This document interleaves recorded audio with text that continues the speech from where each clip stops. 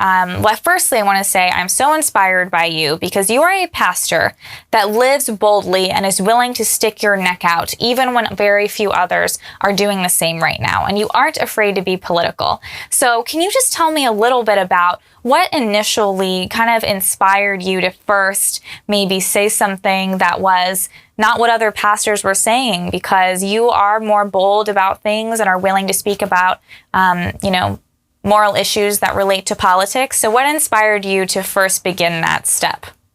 Well, I would say the inspiration came when I was invited to come out to Washington, D.C.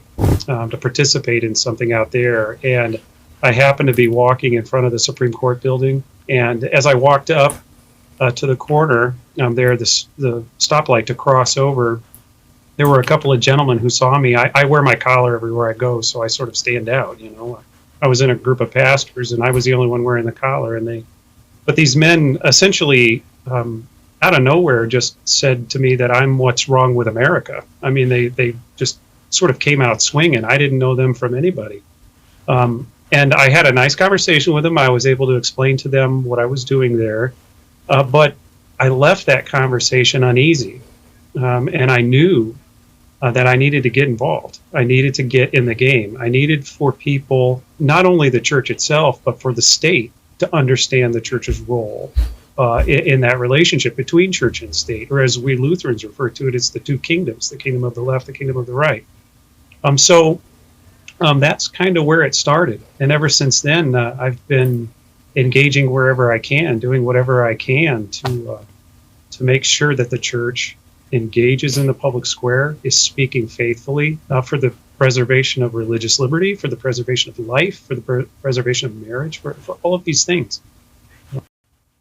Yeah. And before we dive into the issues of today, what do you think led the church to become so sleepy today? Because I feel like, when we look back, we think back, the church was so robust, and especially in our founding, so many people were religious at that time. And as we kind of fast forward to now, we see that religious attendance has been declining and things like that are really disturbing. So how do you think we got to this point where even the church itself is almost silencing itself? Well, personally, I think it's fear. There's been a gradual steamrolling of the church into fear.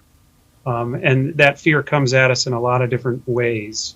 I think most pastors, they have a very shallow understanding of the two kingdoms theology, of where church and state actually do combine, where they do meet. The scriptures speak to these things, but I think a lot of guys don't have a handle on that. And because they don't have a handle on that, they don't know what they can say, where they can say it, how they can say it. Combine that with the Johnson Amendment, a horrible understanding of the Johnson Amendment, what they really have to know about that. And then you add to that, you add to those fears the fear of offending people in the pews. The church is in the middle of the great decline right now. I always tell my wife I'm about 5 seconds away from saying something that's going to tick somebody off. But that's the reality. If guys can't get past that delta of recognizing that they can't love the people in their pews unless they love God more, unless they're willing to speak the truth of Christ more, they're going to be afraid of losing money, losing attendance, losing all of these things. So a lot of the reason we are where we are is because of fear. Pastors they don't know, and without that knowledge, they become fearful. Right. They live in fear. They're so worried their congregation will shrink. They'll lose certain people. They want to be liked by everyone, which is virtually impossible to be liked by everybody. But I also think, like you were saying, about that a long time ago.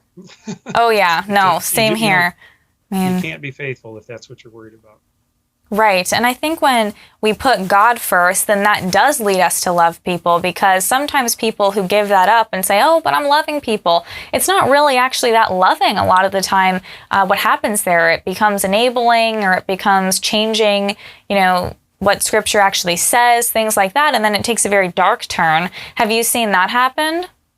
I have. And I think it sometimes plays out in relation, or in the middle ground between the law and the gospel. The law of God, his 10 commandments telling us how we should live. There's somewhat of a fearful side of Christians where, don't judge. You hear everybody say we shouldn't be judging anybody.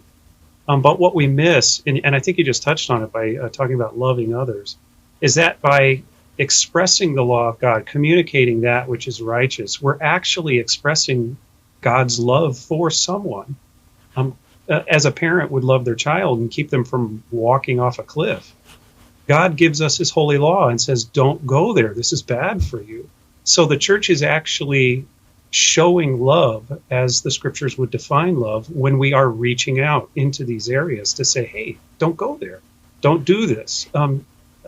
Abide by natural law. Abide by moral law. These are things that God has established for our good, not to make life harder on us, but for our good. There are blessings that come with these things.